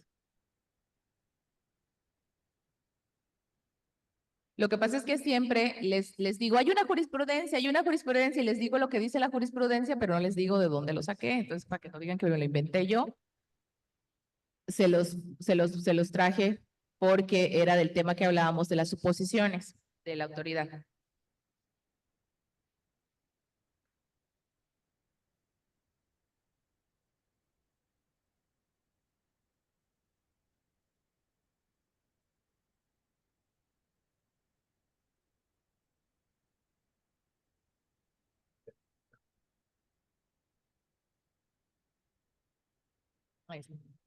Ok, esta tesis de jurisprudencia está emitida por la segunda sala de la Suprema Corte, es una jurisprudencia, y habla acerca del procedimiento de presunción de inexistencia de operaciones. Si bien es cierto, este tema es, sin ahondar en el tema, porque cuando hablo de él a veces me extiendo un poco, pero cuando la autoridad entra a través de un procedimiento inicialmente como visita domiciliaria, o en este caso que estamos hablando de revisión de gabinete, la orden de visita señala que pues va a revisar el efectivo cumplimiento de las obligaciones en materia de impuesto sobre la renta, IVA, las contribuciones federales correspondientes, el ejercicio, establece el periodo, y se entiende que esa es la razón de la revisión. Sin embargo, acuérdense que hablábamos del ejemplo donde la autoridad solicita información a terceros. Y entonces, al encontrarse con ciertas irregularidades de los proveedores y que incluso estos proveedores a lo mejor se han incumplido no solamente porque no presentaron declaración, porque no están localizados, porque el tipo que fuera, sino que además estos proveedores figuran en la lista presuntiva del 69, entonces el procedimiento se vuelve. Puede iniciar ese procedimiento de inexistencia de operaciones automáticamente, porque se convalida la presunción, lo que establece el 69. Entonces, entró por una cosa y salió por otra, digámoslo así, palabras entendibles, entró por una puerta y se encontró con algo en el medio y pues ya no va a seguir con lo que estaba, sino se subió a operaciones se fue a lo que operaciones inexistentes, y en el mismo momento en que yo encuentre que uno de tus sujetos involucrados está en la lista del 69, para mí, autoridad, estamos en la presuntiva o en la presunción de inexistencia de operaciones. ¿Sí? Les decía, ¿cuál es el siguiente paso cuando eso sucede? Yo como contribuyente tengo todos los elementos que pueden amparar esa operación. Sí. Porque el tema no es conmigo, el tema es con el incumplido. ¿Sí? Él está en la lista del 69, yo no. Sin embargo, el procedimiento de inexistencia de operaciones automáticamente te cae a ti el saco cuando el proveedor está en esa situación. Entonces, esta tesis me parece sumamente interesante y útil para el tema de defensa, porque dice, procedimiento de presunción de inexistencia de operaciones. Si la autoridad fiscal, a rubro lo dice, lo creo que lo podemos ver allá, lo inicia porque detectó que un contribuyente ha estado emitiendo comprobantes sin tener la capacidad operativa necesaria para realizar los actos o actividades avaladas en tales comprobantes, la carga del contribuyente emisor consiste únicamente en demostrar que sí cuenta con esa capacidad. Es decir, que en este caso, de manera analógica, si me estás revisando a mí y yo tengo todo lo necesario para acreditar que esa operación sí se realizó o sí la recibí, esa es la carga que a mí me corresponde probar. No me puedes hacer responsable del incumplimiento o de que yo tenga que probar si la otra persona tiene o no la capacidad de hacerlo. Yo tengo la documentación e información correspondiente a que yo recibí el servicio o yo expedí el servicio. Pero hasta ahí. Entonces dice, el criterio jurídico dice, la segunda sala, eso no lo ven. La segunda sala de la Suprema Corte de Justicia de la Nación establece que cuando la autoridad hacendaria inicia el procedimiento de presunción de inexistencia de operaciones previsto en el artículo 69 del Código Fiscal de la Federación, con motivo de que detectó que un contribuyente ha estado emitiendo comprobantes sin contar con los activos, es decir, la presuntiva del primer párrafo del 69, que dice que no tiene activos, personal, infraestructura, capacidad material directa o indirecta para prestar los servicios o producir, comercializar o entregar los bienes amparados en tales comprobantes. El deber de aquel contribuyente radica en demostrar lo contrario, es decir, que sí cuenta con la capacidad operativa para llevar a cabo las operaciones respaldadas en los comprobantes en cuestión. Es decir, ¿yo recibí el servicio? Sí. ¿Dónde está tu servicio? Y esta es una pregunta porque suele pasar mucho con el tema de construcciones. ¿Cómo pruebas, aparte de los FDIs, estados de cuenta y todo lo que ya sabemos que pasa cuando compramos algo? Si la autoridad te dice, ¿cómo pruebas que compraste toneladas de kilómetros de carpeta asfáltica? Pues yo no la tengo guardada en una bodega. Ya está puesta. ¿Cómo lo pruebo? Exactamente. En las obras tienen generalmente bitácoras, reportes y no sé qué. Pero ¿sabes qué tienen esas bitácoras, esos reportes? Que son de fácil confección. Entonces, aquí es donde entra la parte de adminicular o de concatenar todos los documentos, informes, datos que se presentan durante la revisión. Porque no solamente es decirle a la autoridad, ahí te mando reportes, bitácoras, FDIs, estados de cuenta, pólizas y todo cuanto consideres, sino que además ahora tenemos el trabajo de tener que relacionar cada uno de estos documentos de manera que la autoridad pueda ir en esa misma línea. Y al final, que la autoridad te diga, no, pues es que no es suficiente porque es de información privada. Y por eso es que en la defensa más bien, tiene que ser muy precisa y tiene que ser un argumento muy conciso y rotundo respecto a qué es lo que puede el contribuyente entregarte y qué no puede entregarte porque no está en su facultad de entregártelo o no te lo puede entregar porque no forma parte de sus obligaciones para contigo, autoridad. ¿Sí? Entonces, por eso el tema de estudiar la tesis de esta jurisprudencia es que sí es cierto que me puedes presumir, pero también es cierto que no puedes simplemente rechazar el valor o el alcance probatorio de la documentación que te presento, porque previamente lo tienes que estudiar y tienes que verificar que efectivamente lo que te estoy entregando constituye la realidad de la operación. El hecho de que las leyes o que la jurisprudencia le haya dado a la autoridad la facultad de presumir la inexistencia de las operaciones, aquí es donde vamos a retomar el tema de fundamentación y motivación, no significa que la autoridad de manera arbitraria pueda rechazar las operaciones sin antes haber señalado o señalar de manera certera cuál es la razón del rechazo. Considerando además que es obvio que él no estudia, no valora, no concatena y de esa manera no puede obtener un resultado favorable para el contribuyente, aunque quiera, aunque nosotros nos pasemos haciendo listas. Y es aquí donde va la recomendación respecto a lo que entendemos de la tesis. La recomendación es que cuando se entrega documentación a la autoridad para efecto de revisiones del tipo que fuere, lastimosamente, desafortunadamente, ya se volvió parte de nuestras obligaciones, es así como algo que en la práctica se realiza, que no solamente es entregar la documentación, hacer la lista, enunciar qué es lo que se le está proporcionando. Esto, por ejemplo, abogados, es una sugerencia muy personal. Yo en lo particular lo hago. No solamente en listo la documentación que se proporciona. No solamente digo, por ejemplo, el libro de diario, tantas pólizas, no.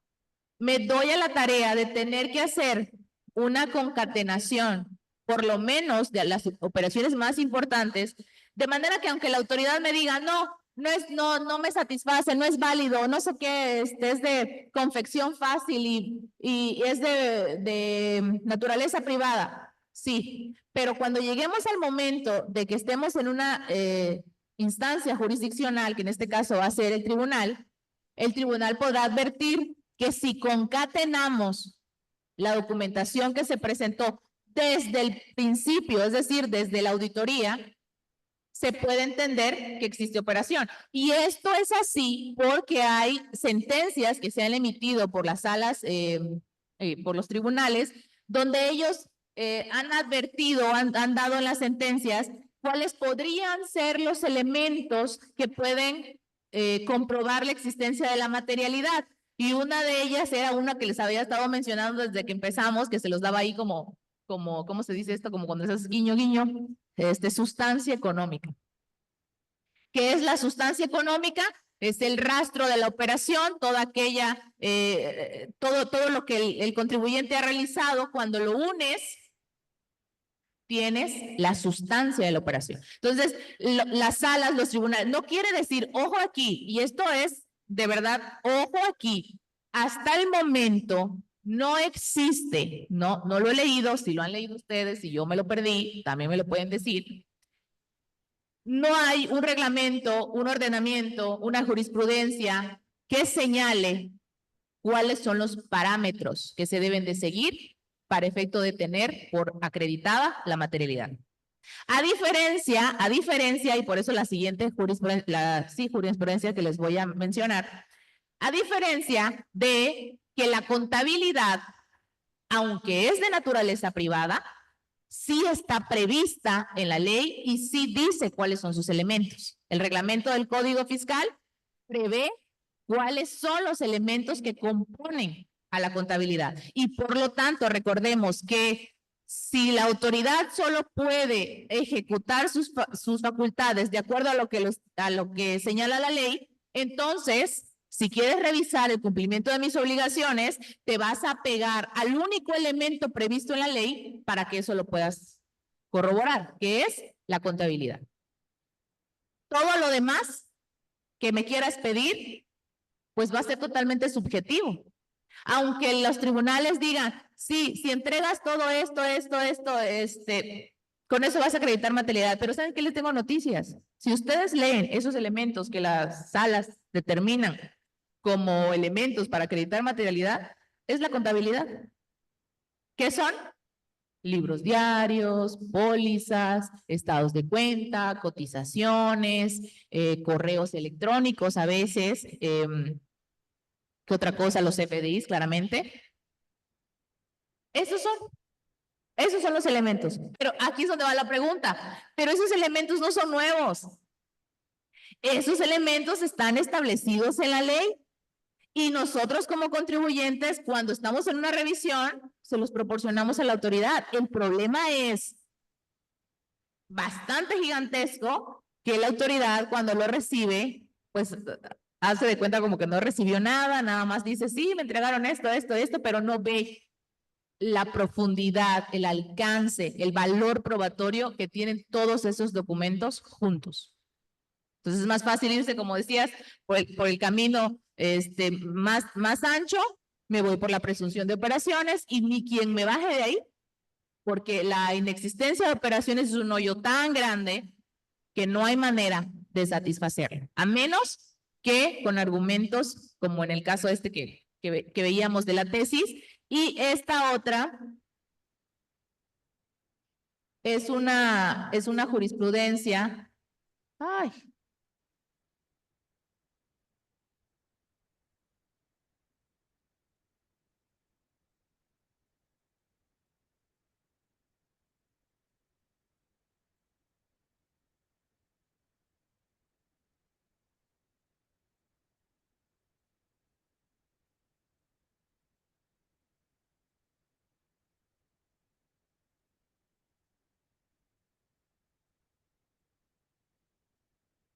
Esta salió publicada en la revista del Tribunal Federal de Justicia Administrativa, es del Pleno, y el rubro en lo que nos aparece ahí Es Código Fiscal de la Federación y su reglamento. Es ilegal el requerimiento por parte de la autoridad, de las autoridades fiscales en forma de integraciones especiales. Recuerdan que les platicaba hace un momento de las solicitudes a modo, de que les piden unas tablas de Excel, que tienen ahí documentación específica.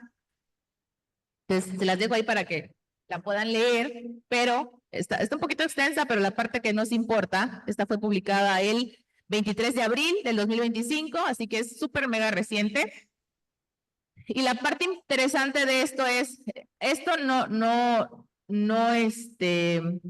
porque habla del 2014, pero obviamente es aplicable al el reglamento actual, porque el reglamento del Código Fiscal todavía contiene los elementos de la contabilidad, entonces es totalmente aplicable.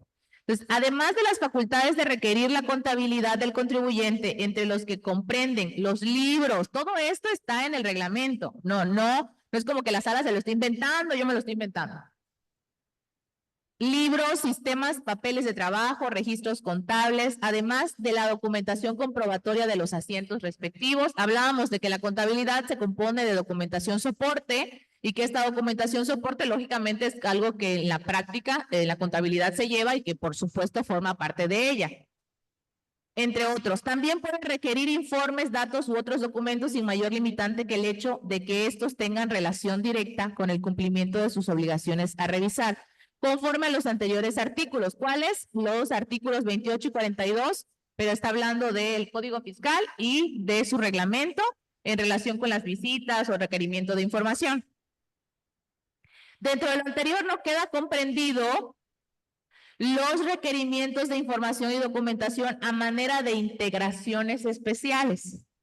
Y cuando maneja el término integraciones especiales es porque cuando la autoridad hace una revisión, vamos a suponer que en la visita domiciliaria, el contribuyente entrega todo lo correspondiente a lo que dice ahí, libros, sistemas, papeles de trabajo, todo lo correspondiente. Ajá, ahí vamos. Entonces, el contribuyente entrega todo lo que en naturaleza se entiende que es la contabilidad. Sin embargo, se ha observado desde hace unos años para acá, como unos 2, 3 años para acá, que la autoridad ha dicho y solicito un registro, una integración especial, porque de hecho sí dice integración especial, de los FDIs que se emitieron, los proveedores, y te dice específicamente qué es lo que quiere. Básicamente es que toda la contabilidad se lo resumas o se lo pongas lo resuma en un archivo. Y entonces, en la práctica se ha vuelto común que cuando entregas la documentación, pues también ahí va el archivo Excel, que tiene esas integraciones especiales. Pero aquí dice la jurisprudencia, se los voy a ahorrar, dice la jurisprudencia. Pero si el contribuyente lo entrega, no es algo invalidante, pues ya, así como diciendo, pues ya lo entregó, no pasa nada, ¿no?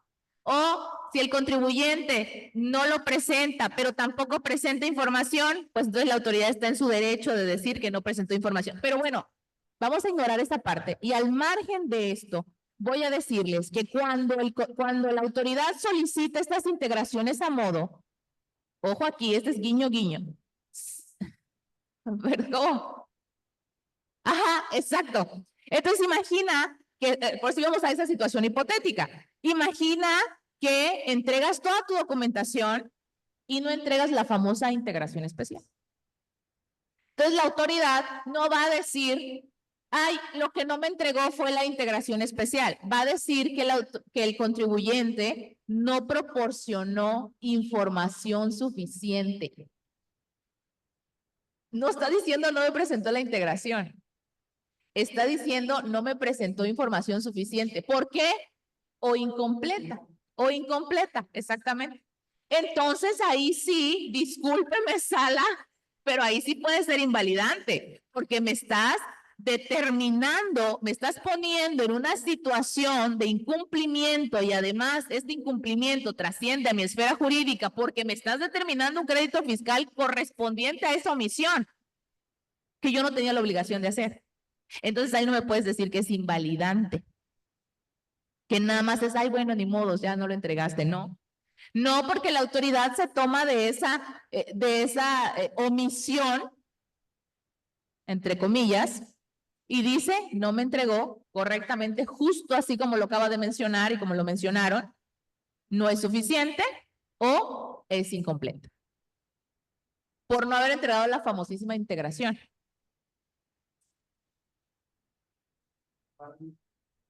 Me está dejando en estado de indefensión. Por supuesto, y es justo.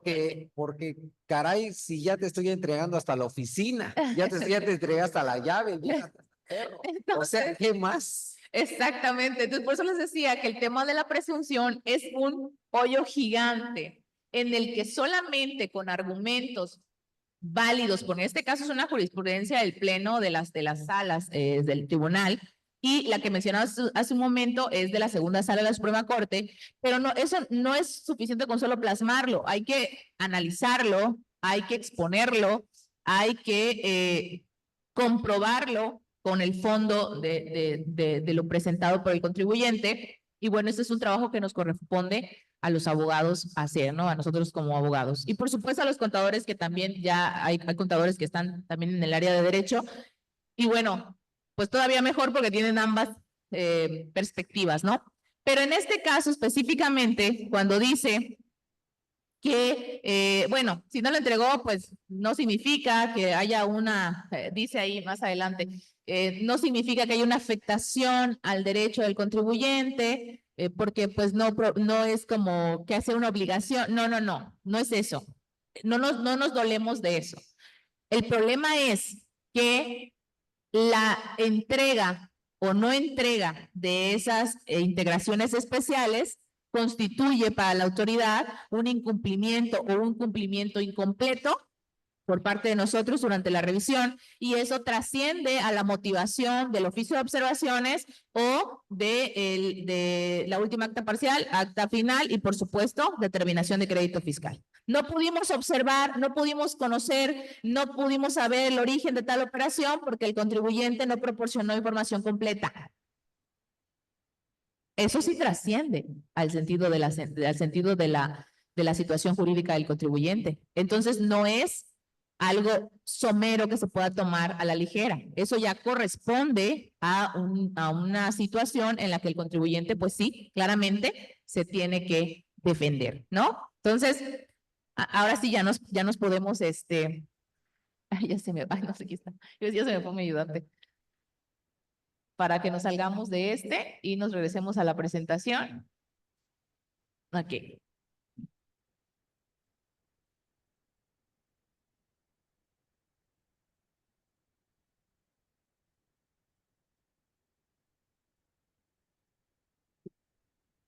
Ok, y entonces, ahora sí, ya nos volvemos a la presentación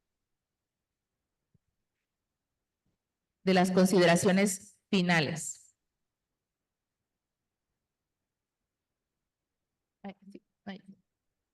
Sí.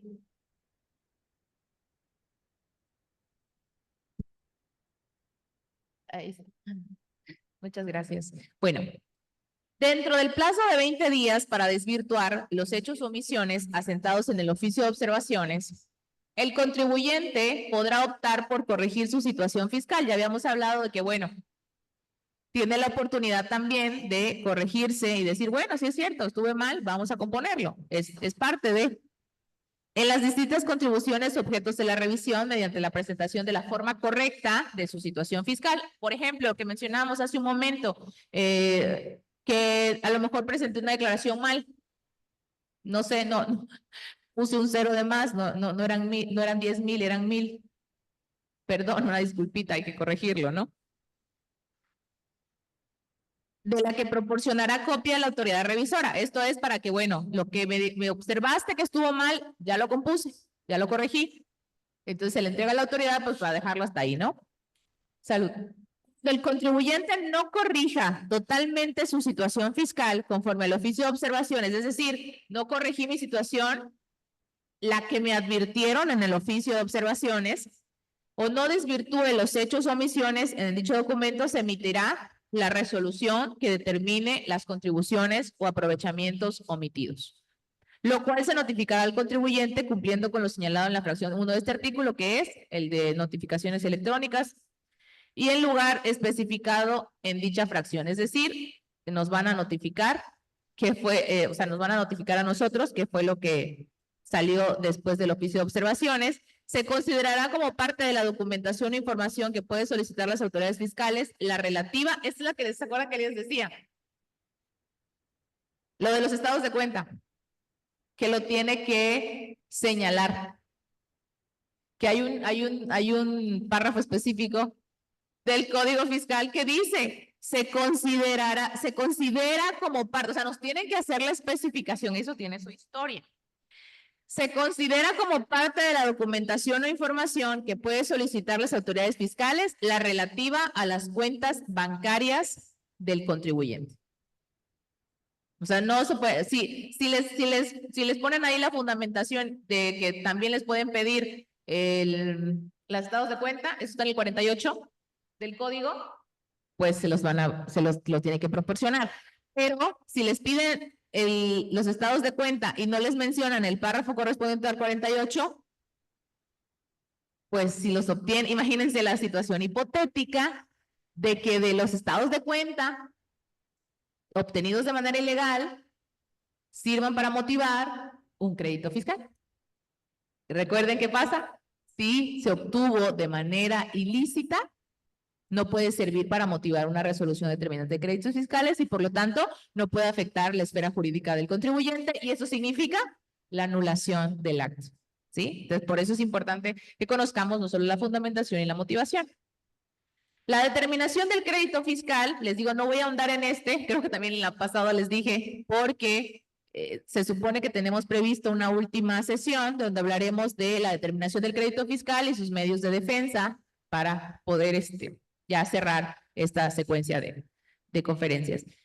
¿Qué elementos componen a la determinación o a la resolución del crédito fiscal? Los hechos o omisiones que se observan en la visita o en la revisión de gabinete, los hechos o omisiones de terceros, es decir, lo que se encontró de otra persona, que ni es mi culpa, pero bueno, ahí también me lo pusieron.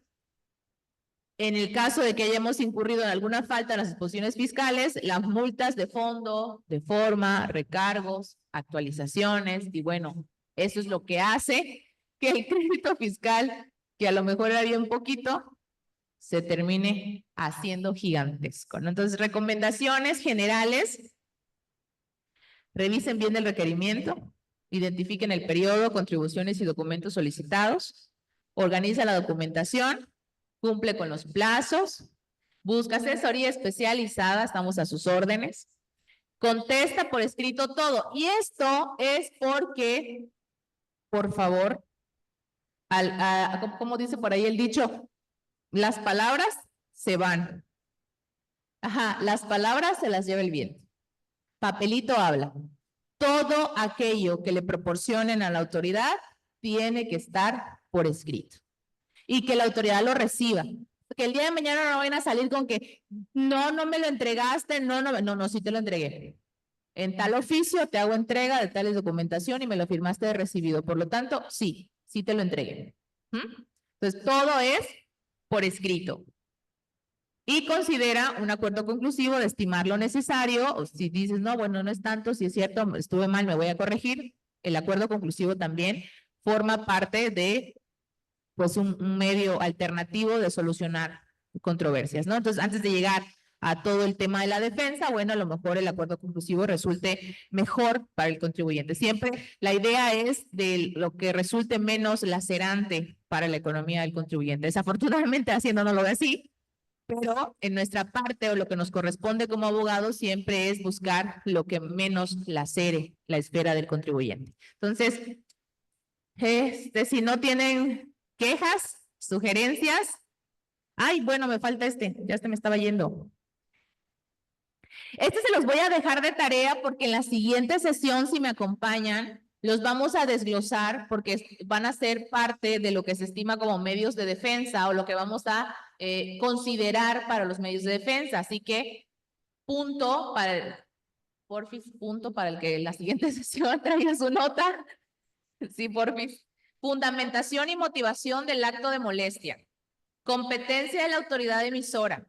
vigencia del ejercicio de facultades de comprobación, carga de la prueba a cargo de la autoridad, inexactitud o ilegalidad de las observaciones, violación al debido proceso o defensa. Entonces, estas son las consideraciones o aspectos legales para una posible defensa y de los que hablaremos en la siguiente sesión, que ya les digo concluimos con medios de defensa. Hay más facultades de revisión de la autoridad, pero por cuestiones de planeación de tiempo, creo que nos quedamos hasta ahí y cerramos con medios de defensa, digo, para tener todo el paquete completo. Entonces, muchísimas gracias. Si no hay una duda, ¿sí?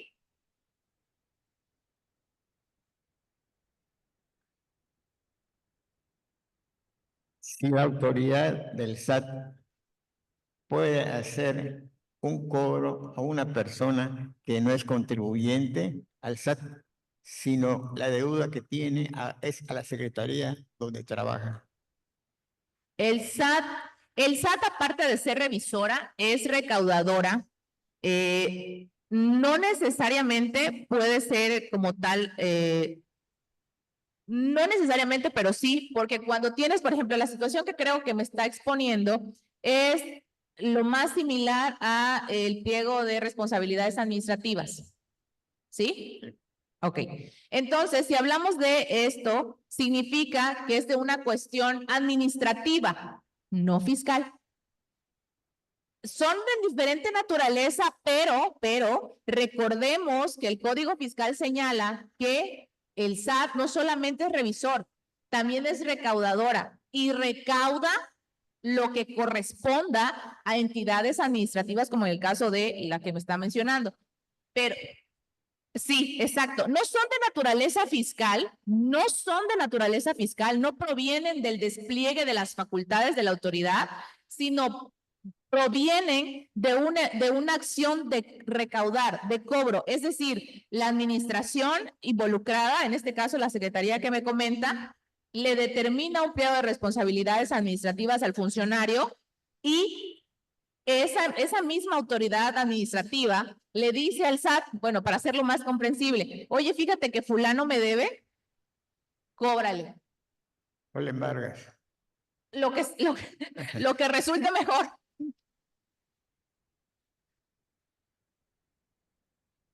Correcto, porque es que bueno, justo acabas de decir una palabra que a lo mejor en la siguiente sesión vamos a desglosar mejor, pero no hay que, me voy a adelantar un poquito, pero no hay que pensar que cuando hablamos de créditos fiscales, solamente estos corresponden a los que vienen de el SAT o de la naturaleza fiscal. Un crédito fiscal es aquel, vamos a decirlo así de manera más entendible, es un dinero que ya tiene liquidado una cantidad específica que ya el Estado tiene derecho a recibir, ya sea de una persona física, una entidad. Pero en este caso, lo que usted me comenta, sí.